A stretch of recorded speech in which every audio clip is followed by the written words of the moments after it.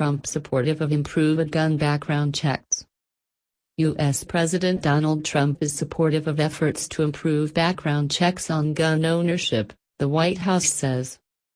He spoke with Republican Senator John Cornyn about a bipartisan bill that seeks to improve the checks in place before someone can buy a gun. It comes after authorities said the suspect in last week's Florida school shooting bought his gun legally. Students from the school have demanded action on gun control.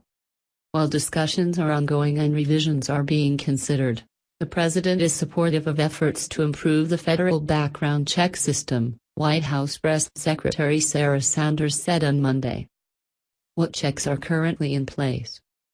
Currently, federal licensed dealers must run checks on anyone trying to purchase a gun. A potential buyer presents identification and fills in a form with personal information and criminal history. That information is then submitted to the FBI's National Instant Criminal Background Check System, NICS, which processed more than 25 million applications last year. But the system has holes because it relies on state and federal officials to report any criminal convictions and mental health issues that should legally stop someone buying a gun to NICS.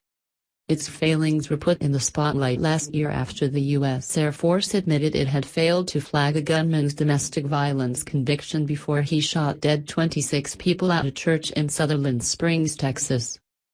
What does the bipartisan bill suggest? After that shooting, a bipartisan bill was introduced by Mr. Cornyn and Democratic Senator and gun control advocate Chris Murphy.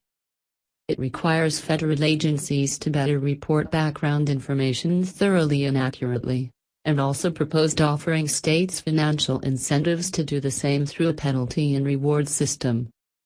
At the time, Mr. Cornyn presented it as a fix to a nationwide, systematic problem. What does Trump think about gun control? Mr. Trump's view on gun control has changed over time, but he ran as an anti-gun control candidate in the 2016 election. Last year, the president told a National Rifle Association convention that he would never, ever infringe on the constitutional right to keep and bear arms.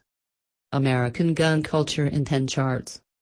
Mr. Trump has repeatedly emphasized the role of shooters' mental health for Florida's school attack, but last year he repealed an Obama-era rule that allowed people on certain mental health benefits to be entered onto the database. Trump supportive of improved gun checks.